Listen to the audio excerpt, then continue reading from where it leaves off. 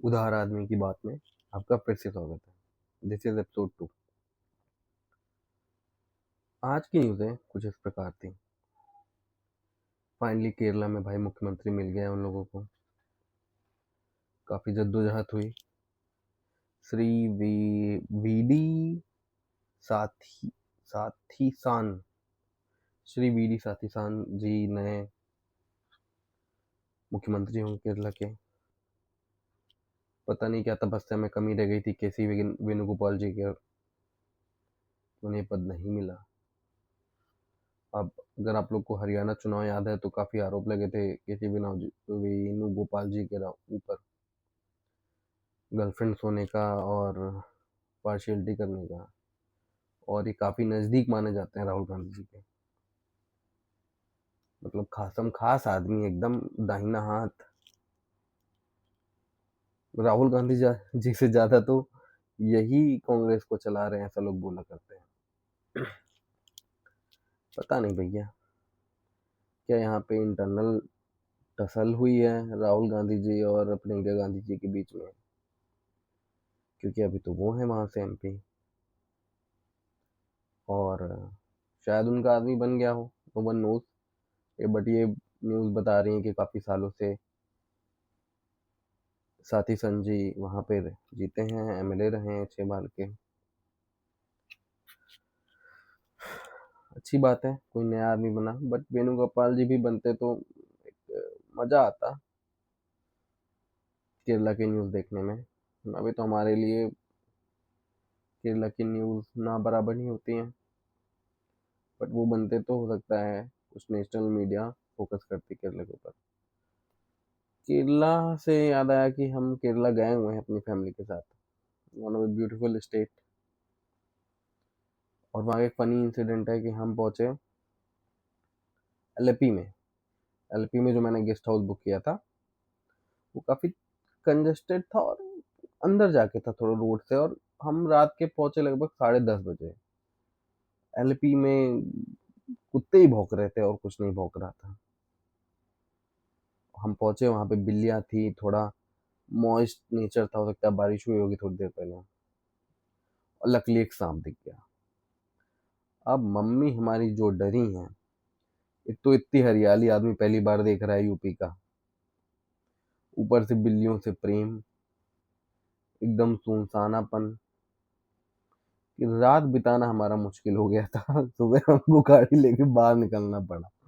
ऊपर से मजेदार केस, हमारे साथ एक अंकल आंटी थे, हमारी दादी भी थी, जो प्योर वेजिटेरियन। अब भाई हमें और हमारे मामा को काम मिला, जाइए आप कुछ खाना लेके आइए।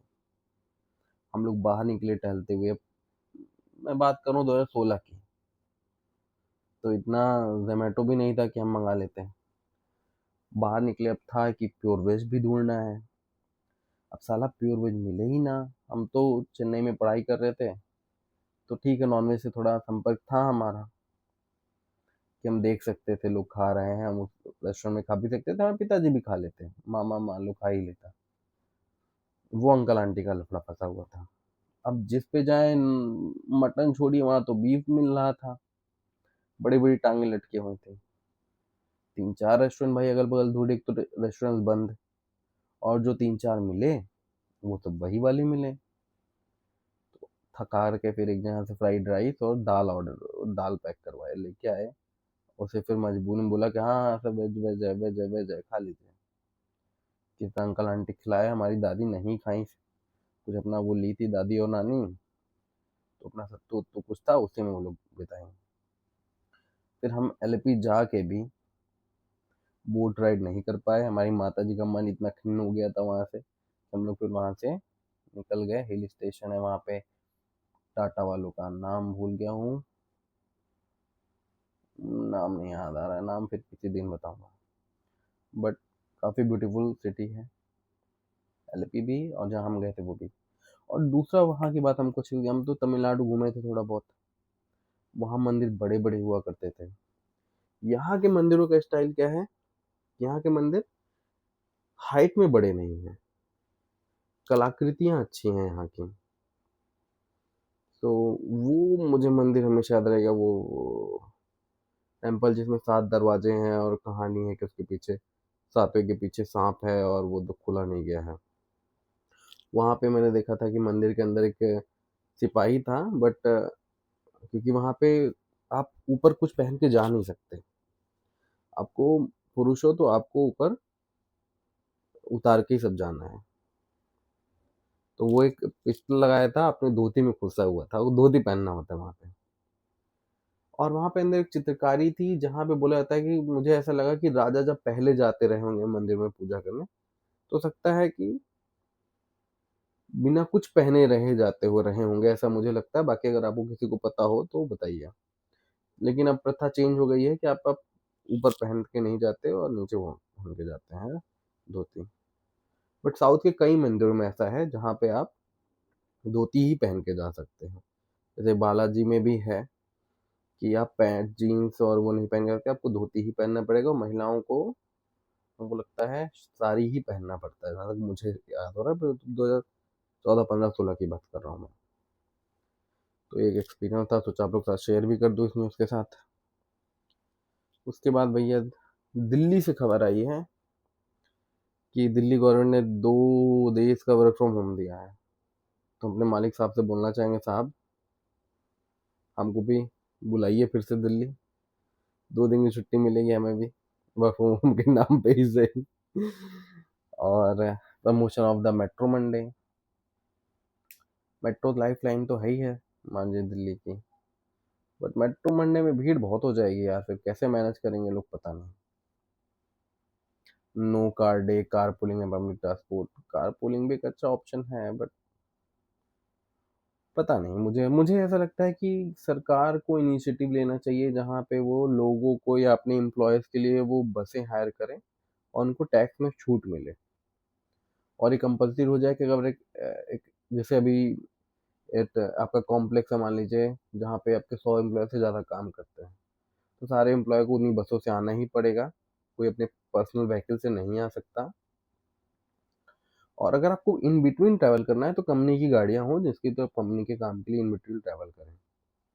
तो एक वे हो सकता है गाड़ियाँ कम करने का। बाकी दिल्ली में तो लोग घर में 2 आदमी चलाने वाला और 4 गाड़ियाँ रखने का मुझे लगता है एक ट्रेंड सा है। उसके बाद एक स्टॉर्म आया था, डेडली स्टॉर्म, जहाँ पे लोग बता रहे हैं कि 90 लोग तक खत्म हो गए हैं, एक दुखद घटना हुई है। और एक तो वीडियो आया जहाँ पे छत उड़ी और बेचारा एक आदमी फंसा हुआ था, मौलाना जी, उसके साथ उड़ा और काफी दूर जाके वो गिरे। फिलहाल वो सही है, उनको थोड़ा बहुत चोटें आई हैं, बट वो जिंदा है। सबसे बड़ी खबर आई है वो आई है ट्रम्प साहब की। ट्रम्प साहब बीजिंग पहुंचे हैं, भव्य स्वागत भैया। राजाओं को स्वागत क्या मिलता रहा होगा पहले जितना ट्रम्प जी को मिला है। हमको लगता है पाकिस्तान ने जाके ट्रेन किया है जिनपिंग को। साहब इनका स्वागत करे रहिए आप, बाकी तो सब मैनेज हो जाएगा। और ट्रम्प जी भी थोड़ा हिले हिले से दिखे, थोड़ा कमजोर दिखे वहां पे, लेकिन ये बोला जा रहा है कि one of the largest economical group को लेके गए हैं वो। इलॉन मस्क तो आगे दिखे ही। और दूसरा वेशभूषा में मैंने भी एक वीडियो देखी उनकी जहाँ पे वो काफी कमजोर दिखाई पड़ रहे थे हाथ मिलाते हुए या बातें करते हुए। तो एक फनी सा टेक मेरा ये था कि जिस हिसाब से वो बिलियनर्स को लेके गए हैं, अगर जिनपिंग जी बोल दे कि हम, अरे वो कौन सा कंट्री है उनके बगल वाला, देखो यार नाम भूल गए। हम्म, ताइवान। ताइवान पे वो इप्स्टीन आइलैंड खोलने का परमिशन दे देंगे। देखिए सब कल ही फैसला करके चले आएंगे कि भैया हमको एप्स्टीन आइलैंड फिर से मिल रहा है, कब्जा कर लीजिए आप ताइवान पे, हमको क्या लेना है ताइवान के लोगों को, हमको तो फिर एप्स्टीन के मजे चाहिए। तो एक ये है। बाकी जिनपिंग ने कहा है कि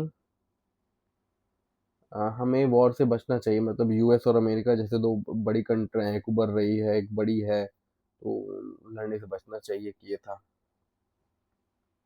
मज़ेदार घटना यही हुई है, मेरा ये टेक यही है कि जिनपिंग साहब को वहाँ पे एप्स्टीन आइलैंड बनाने की परमिशन दे देनी चाहिए। ट्रम्प जी अभी साइन करके चले आएंगे। और दूसरा ट्रम्प टावर बनाने की परमिशन दे देनी चाहिए उनको कि चाइना के हर शहर में आप जितना ट्रम्प टावर बनाना चाहिए बनाइए, आपको हम विदाउट एनी टैक्सेशन आप बनाइए और बेचिए। हम कह रहा है कि कल ना साइन कर दिए तो हम ना नाम बदल लेंगे, ये दो चीज कर लें बस। Russia launches massive aerial assault on Ukraine. यार देखो, हम बोर हो चुके हैं।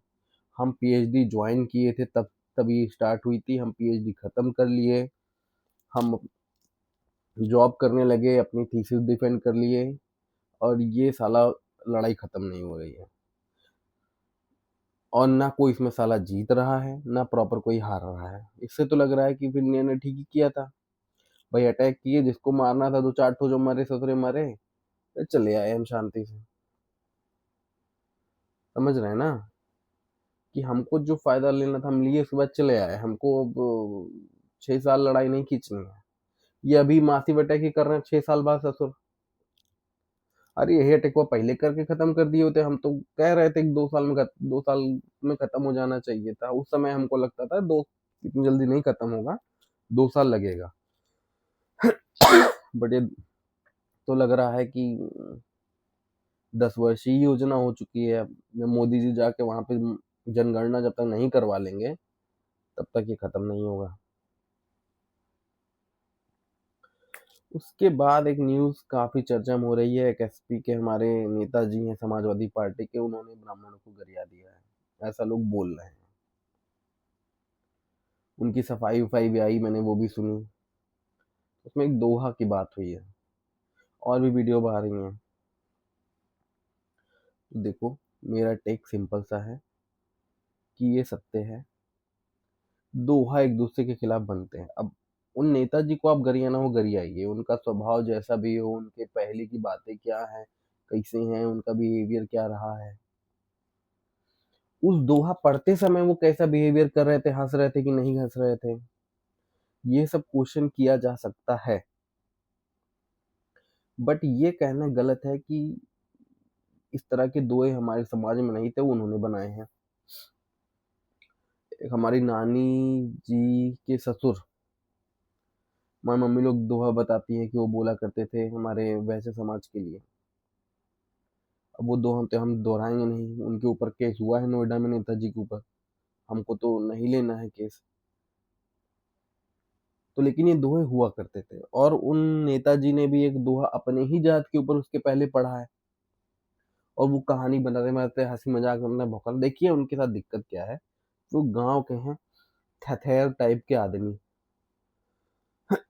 गांव में जो पहला लंबरदार टाइप का आदमी होता है वैसे ही है, वैसे बातें करते हैं।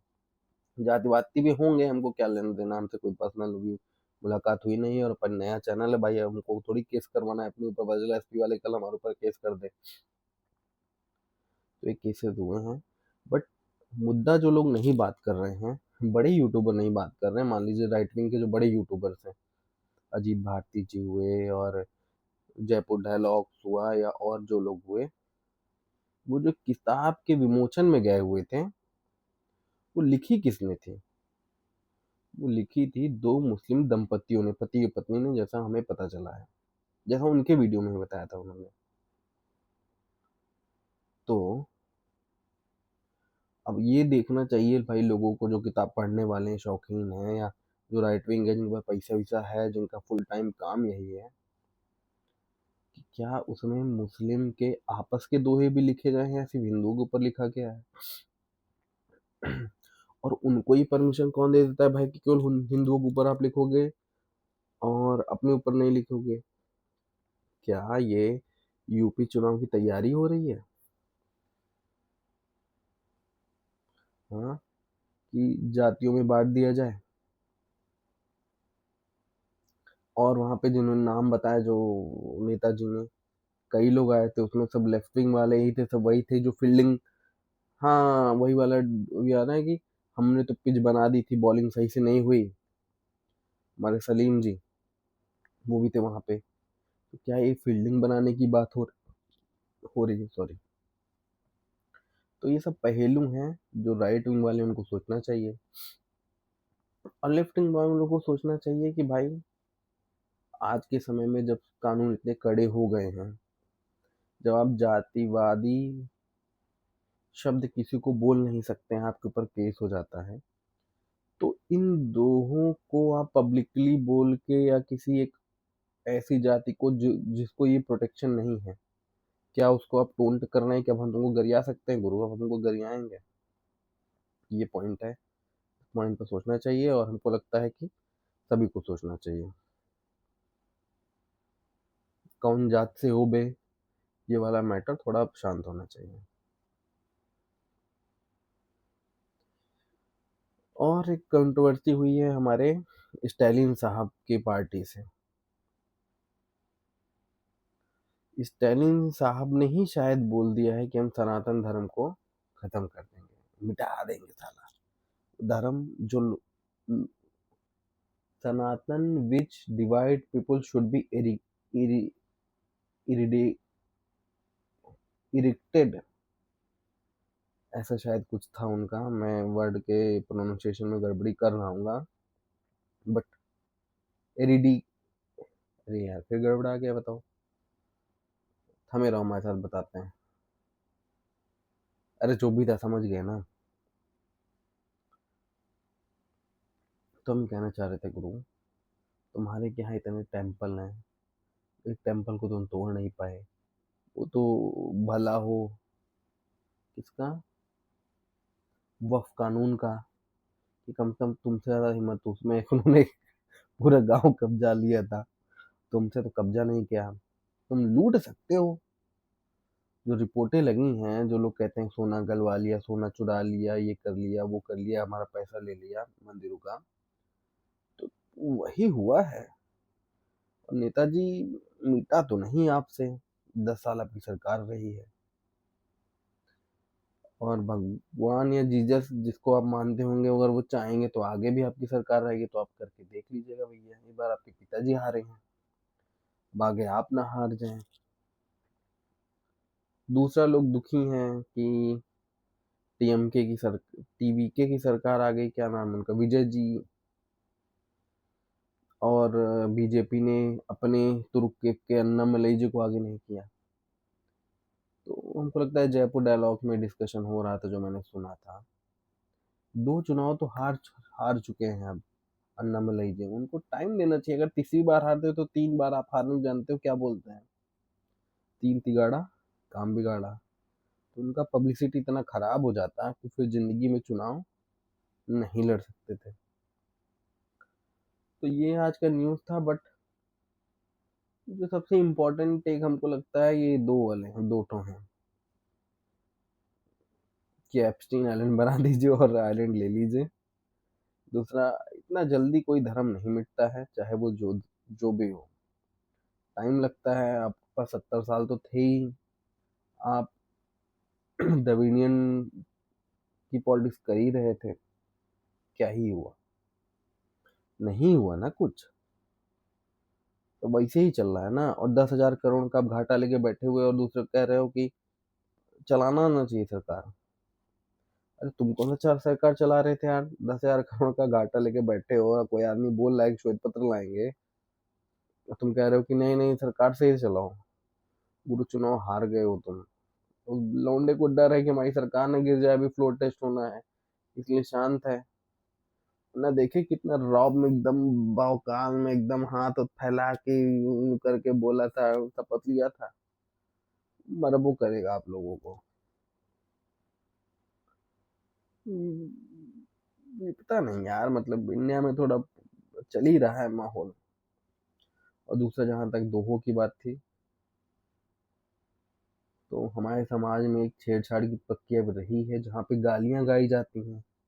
हमारे ब्याह में गाली गाई गई थी, हमको समझ में नहीं आई थी, मान लीजिए कुछ गरिया रही थी महिलाएं गाली गानों में, बट हमको समझ में नहीं आई थी, टू बी वेरी रियलिस्टिक। तो ये तो दोहे हैं, एक दूसरे के साथ बोले जाते हैं, गाए जाते हैं, हंसी मजाक होता रहता है, समाज एक साथ रहा है हमारा। इन विषयों को अननेसेसरी का पॉलिटिकल मुद्दा बना के, क्या राइट विंग खुद ही अपनी जमीन नहीं खराब कर रहा है, जहां पे आप हिंदुत्व की बात कर रहे हो? एक नेता को भी संयम रखना चाहिए कि किसी एक जाति को या कम्युनिटी को एकदम कॉर्नर ना करिए आप, या उसके पास प्रोटेक्शन नहीं है तब उसको एकदम उँगलियाँ करते रहिएगा पिछवाड़े में। धैर्य रखना चाहिए आपको भी। भाई बसपा सरकार आई ही थी ब्राह्मणों के दम पे, लोग बोलते हैं ब्राह्मणों की लहर थी वो। और ऐसा नहीं है कि जो आपका अवध बेल्ट है वहाँ पे ब्राह्मणों की संख्या कम है, सपोर्ट तो आपको भी चाहिए। और दूसरा, बीजेपी केवल ब्राह्मणों और बनियों के दम पे सरकार भी नहीं बना सकती, पिछला चुनाव देख लिए हैं आप। जाति समीकरण आपको भी साधना है, आपको पूरी यूपी में साधना है अगर आपको अच्छी सीट चाहिए तो दोनों को समझना चाहिए कि किसी को कॉर्नर ना किया जाए और कोई चीज खुरेदा ना जाए कि फिर वो जैसे आज बोलने लगा, अरे हम ओबीसी हैं इसलिए हमको टारगेट किया जा रहा है। हो गया ना, एल ले लिए ना आप लोग, राइट विंग वाले। तो संयम से काम लीजिए और बुद्धिमत्ता से काम लीजिए। उसको क्रिटिसाइज करना चाहिए था किस एंगल से, जहाँ पे आप ज्यादा पोलराइज कर सकते थे।